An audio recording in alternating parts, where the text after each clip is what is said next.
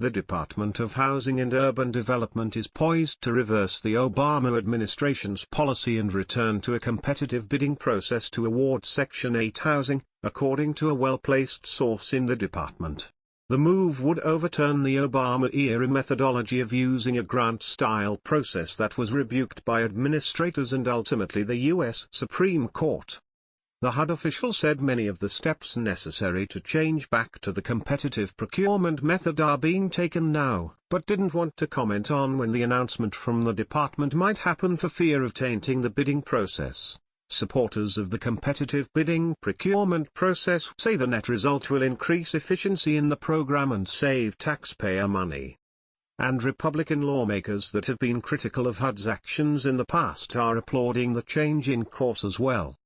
When dealing with performance-based Section 8 contract administrators, it's clear that full and open competition is the way to get the best value for the taxpayer, said Representative Mario Diaz-Balart, Republican Florida. As chairman of the Housing Appropriations Subcommittee, I have repeatedly insisted both publicly and privately that HUD follow congressional intent, the GAO, and the Supreme Court.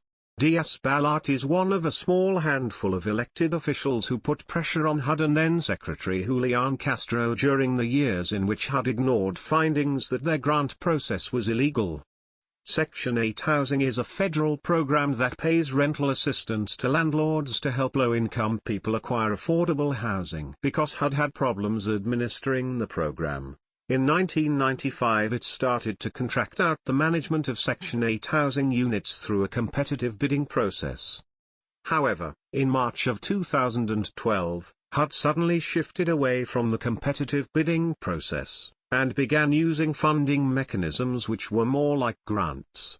Contractors who had previously gained HUD's business under the bidding process appealed to the Government Accountability Office in 2012.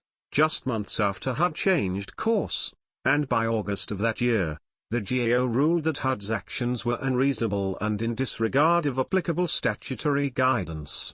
Undeterred, HUD pressed forward with their choice, which then made them the target of a lawsuit.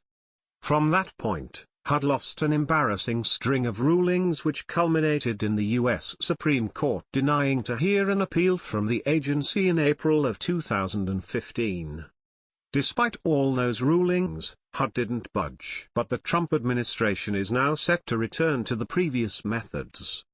Eric Strong is the CEO of Navigate Affordable Housing Partners, a company that has won HUD Section 8 contracts in the past under the competitive system. He's also publicly lobbied HUD to change back to the performance-based contracting method. All we've ever wanted was fair and open competition because we know it results in the best financial situation for the taxpayer and also will result in better housing for the residents who live in those Section 8 units, Strong told the Washington Examiner.